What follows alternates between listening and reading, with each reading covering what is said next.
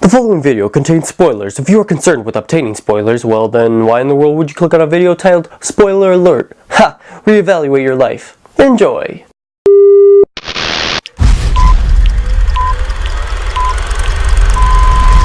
Alright guys, it's been like 6 months since I've done a review, so this ought to be interesting. My throat's really sore because I'm still sick, so let's see how this goes.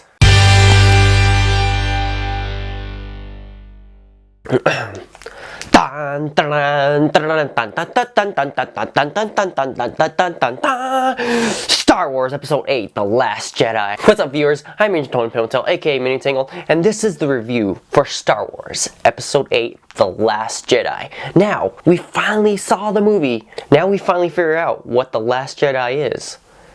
Is it just meaning Luke? No, it's Jedi plural. In Star Wars The Last Jedi, I just want to say welcome to being the very first, in my opinion, unique Star Wars film, minus Rogue One, because this one, I feel, didn't mimic other movies as much as the other Star Wars films do. Because Star Wars films, they're like brother and sister, like, kissing, like Luke and Leia, yeah. Only in this case, they're kissing each other's asses because they know that they made a lot of money on this movie, so they're gonna mimic that movie. It's stupid. However, I don't know, I really gotta watch it a second time, but as you guys should know by now, when I do my reviews, I think every single review I've done, I've watched it only once, and then I do my review. I'll watch it more times after that, obviously, but I only want to watch it once, and that is my honest opinion from watching it once, not getting influenced by other people's reviews. You know, I don't go on Rotten Tomatoes and see what they think. This is my personal opinion and nothing else. I don't want anything else to influence that opinion. So, this is based off of my first and only watch. So that in mind, I think I give this movie a 7 out of 10. Please, please, please do not shoot me. That is what I think. I gotta watch it again. It may go up, it may go down. It'll probably go up if I watch it again. But who knows? I guess the thing about this movie is I felt like certain things were questionable calls, you know? Just, this movie made it so much more apparent that we are dealing with a lot more different writers. You know what I mean?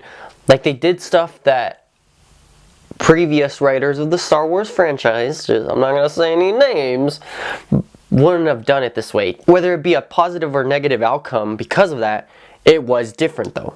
I'm not saying it's worse or better, but that being said, I really do like that the beginning of the movie starts off with a nice space battle, kind of like in, I don't know, Revenge of the Sith. And they actually throw me off and make me believe that Leia dies. You guys are sick. How dare you? R.I.P. Carrie Fisher. But she doesn't, luckily. But we do lose Luke. And yeah, I'm not going to go in order of the movie like sometimes I do, because I'm kind of just like spitballing my thoughts in this review, because well, I mean, he does the disappearing act like Houdini, but that means, right, that's the afterlife, right? That now he's gonna be the ghost spirit for Rey, for his Padawan, right? So he's not dead. He's probably gonna still come back in the next one, I'm assuming. That being said, he did a really cool thing, again, going back to one of the things like I said, the writers never done in the past of these films, is for one of the final acts, is Luke, I guess, comes as a ghost. I'm not even sure what it is, like a hallucination? He sent his spirit to fight Kylo, right? I don't know. I don't even know what that was. But that was really, really cool, you know? That was really intense. I did not see it coming. However, I do remember when Luke first comes in to save the day, I noticed that his beard, because the beard bugs me, that it's black and white. Like, this isn't a Michael Jackson song, but his beard is like, you know, both of that. So when he came to save the day, he saw Leia and, you know, brother, sister, finally me, yay! That moment. I was like, wait, his beard is not Michael Jackson's song right now. And I noticed that his hair's shorter, going back to the way he looked in the flashback of when he almost killed Kylo. So I did notice that. I was like, was this a complete continuity error, or is this going to lead to something? And it ends up leading to something. Another indicator was the blue lightsaber. He had a blue lightsaber, and I don't understand why he had his blue lightsaber in the spirit form. I mean, I guess it's his own spirit, so he can make up anything. But like, I don't understand the significance. Is there symbolism that I'm missing here? Because even at that point, even if the lightsaber existed, which it didn't because it's broken, we're going to talk about that in a second, you know, it didn't exist. So I figured if it was going back to the flashback symbolism, it should be the green lightsaber, right? I don't know, I'm confused. But yeah, like I said, I do like the moment where Kylo, and well, this is a huge thing, but let's talk about it. Now, when Kylo and Rey meet Snoke, first of all, Snoke as the CGI character, really, I love it. I think they did a decent job. Personally, I just don't think CGI is the way to go if you're gonna make a villain. I mean, Star Wars did the puppets thing way back when. I get that they didn't have good CGI back then. That's why they didn't do it. But I don't know. I feel like as a filmmaker, it's more respectful to try to make the costumes. Like, think about Chewbacca. I'm just talking, but. Think about Chewbacca. He's actual costume. It's not CGI. They could have made him CGI like freaking Groot, you know, or some stupid crap. But they didn't. They have him actually look the way he looks. Kind of like how when they brought back Yoda in this one, which we're going to talk about that, which is awesome. They brought back him as a puppet just like in the original, which is cool. So, going back to what I was saying, I wouldn't prefer having a CGI character. But he dies, right? So who cares? But that's the biggest controversy of this movie, is that moment how he dies. I thought about it. It took me a day before I did the review because I really wanted to process this. So here's my problem. I don't like the fact that Snoke couldn't see into the future. He was like saying, yeah, oh, I can read Kylo. I can't do his impression. I can read Kylo. I can see him grabbing this lightsaber and killing his enemy. And he can't see that that enemy is Snoke, is him? I just don't get it. I don't believe it. But at the same time, I go back to Revenge of the Sith. Darth Sidious, he mentions Darth Plagueis, I believe that was his name. I could do the research and go back to that scene, but and he was mentioning about, you know, being so blinded with power that is your weakness. That's how you die, you know, that's how your apprentice kills you. So I think about that, and I think that was a symbolism to that. So in that sense, it was good. It was really, really good in that sense. If that's what they were going for, which I'm pretty sure that is what they were going for. But if it wasn't, if they were just like, huh, he just didn't see into the future that was actually him who was about to die. You know, I think that's really dumb. They team up with each other to kill Snoke and like all the bad red guys, which was, wow, what an amazing scene that was. It really was. You realize that he's trying to do basically what Anakin in Revenge of the Sith. Maybe this is basically like Revenge of the Sith. You and I can make the galaxy new, you know, just like how Anakin says to Padme. So there is a symbolism there. Uh-oh, I am noticing a lot of flaws. This might go down. And in that moment, that's when she tries to get the lightsaber. And I love that it's kind of like in Revenge of the Sith, where Anakin and Obi-Wan is just like, dun, dun, dun, dun, dun, and they fly off to the walls. This is basically what happened in this one, but with the lightsaber. And the freaking Force blew the lightsaber in half. Do you know how tragic that is, by the way? That lightsaber has been through the movies ever since the second one, ever since the Clone Wars, because that lightsaber didn't exist in Phantom Menace, right? No. But you know the fact that Luke does die, or whatever you call this, which is basically a death, I wasn't too sad about it. One, because I do think he's coming back, but I think really it makes me realize how much Han Solo meant to me, because I was really devastated from Han Solo's death. Luke, I was just like, eh. Actually, Leia had a more of a reaction, but I think only because I do know that Carrie Fisher is dead, so it's like really sad, just like to see her character die too. But I guess in reality, I just don't care about Luke, because honestly, if you watch the other movies, the movies with Luke, like, he was just a whiny crybaby, kind of like his dad. Now, the opening scene where Luke is being given the lightsaber, I really don't feel like the writers would have wrote such a silly joke where he just throws it. I was like, am I watching a parody of Star Wars? Like, what the heck is this? See, that's what I'm saying, a questionable call. I feel like that was very sitcom-y humor that Star Wars doesn't really have, but this one does, and Force Awakens does. By the way, I might as well just say it openly.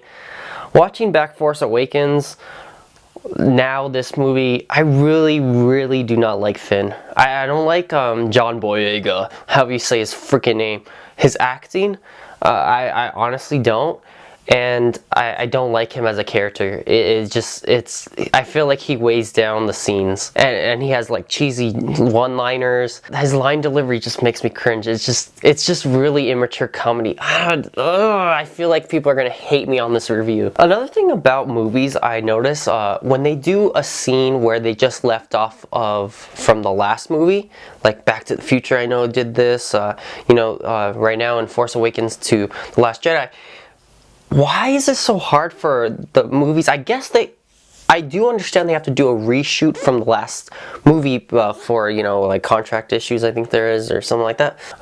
Help with the hair difference, if there's a slight hair difference, whatever. If they look slightly different from the last movie because, maybe they lost a little weight or gained a little weight since then, whatever.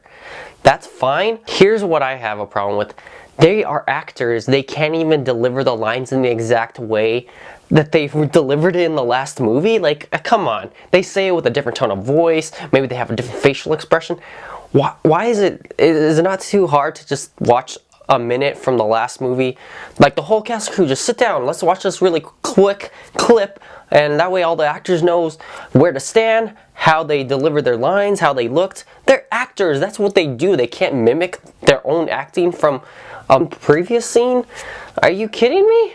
So let's talk about those fuzzy creatures. I'm not even going to call them by their names that Star Wars has given them. They're only there for toys. Like, I get that Star Wars, that's a huge part of the movies at this point.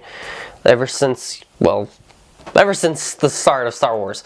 I'm not going to condone it. I'm not going to agree that they're cute. Okay? With their big eyes and they're like, rah! They're not cute, okay? Neither is BB-8. Even I don't believe that. Yeah, they are. How is that any different from Jar Jar? This is what I'm saying. Why? Because Jar Jar wasn't cute? It's the same level of cheap humor, but Jar Jar wasn't cute. That's the only complaint you fans have, right? All those little cute little things are just like minions. They're just dead weight. They can't talk. It's just cheap humor. Another questionable call is Snoke doing the Force connection. I don't even know what it's called. When Rey and Kylo keep talking to each other. That's why I'm saying, like, they changed the way the Force is, what you can do with the Force. Maybe not changed it, but added more to it. And why do they always have to do this? They have to add some kind of main character in the second movie, and it's just always bad. I don't like it. Like, on the average, I don't like when they add the new character. I don't like Rose. I'm sorry if you guys do, but I don't like her. She was annoying. The intro scene of her is just her basically saying like one random thing to Finn, and like she knows all this information, and they never really, unless I missed it, they never really explain why she knows anything. She's just like a crew member, right? I'm just saying, when we saw her crash and burn, I hope she burned. That's another thing. What the hell kind of plan was that? Finn was gonna, sacrifice himself, which I was all for. She crashed her ship into his. Crashed. How was that not gonna kill them both? Her plan was to save him by crashing his ship, which is what was gonna happen anyway. And they both survived that? Screw you, movie. Screw you. And that was only one of 2 BS moments of them surviving something. When they were surrounded by all the stormtroopers on the Star Destroyer or whatever they were on, and they were about to get like electrocuted or laser blade, I don't know what that was. The whole ship explodes, right? And I guess why? Because they were ducking, they survived, and everyone around them that were like 2 feet from them all died. What BS crap was that, movie? Why? Was it just like in an airplane when they say, hey, if in emergency situations, duck, and the fireball, when the plane crashes, the fireball will go around you because you ducked. Is that what you guys are telling me? But let's talk about some things I did like, and that is that Yoda returns, and I'm so happy. The nostalgia inside of me warmed my heart so much, and I do like that they respected keeping the puppet. I will say this, they came up with something that I never seen before, and that is when what's her name that took over Leia's spot. She sacrificed herself, but in the coolest, most badass way I've seen. She light speeds into the ship. That was freaking awesome, dude. Awesome, awesome, awesome. And probably my most favorite, most respected moment that was questionable, but I think it was bold, was the moment where Luke explains to Rey a little more better understanding of what the Force is, and basically put her in this little meditational state. And then she starts seeing like how the world is, and it talks about balance. You know, the Force helps keep the balance, but the way they worded it was really great. I really respect it, and it does make you think. That was a Star Wars film, so there's just a lot more I can cover, but we're gonna leave it at that. This is based off of my one and only watch. Only watched it once. That's what this is based off of. So I give it a 7 out of 10. And I'm sorry if you don't agree with me. But you don't have to agree with me. And you don't have to disagree with me. But I am Pimentel, aka MiniTangled, and thanks for watching, guys. MiniTangled, MiniTangled. This ain't falling down. This ain't falling down, don't really know what point to my time to please the crowd. With all these picky with all these laughing, enjoy being young, we will never die. Ha! Okay, Jack Rob, please don't feel fame. I'm about to keep, don't test the game. Just give me a knock. Jigsaw's very scary, but have no fear, cause I'm not gonna bury some stupid crap. But they didn't. Because like I said in the Force Awakens trailer, because like I said in the Force, it's gonna be back in front of the camera. What's up, guys? There was actually one last thing I wanted to mention. When I was editing, I remembered this. The moment where Luke sees R2-D2, it was so awesome. Luke says, "There's nothing you can say that will bring me back." And then R2 plays the clip, the famous clip, "Help me, Obi-Wan, you're my only hope," with Leia. And it was such a beautiful moment. It was great nostalgia, and it was a great homage to A New Hope, and I'm so glad that they actually wrote that in. Alright, thank you guys for watching.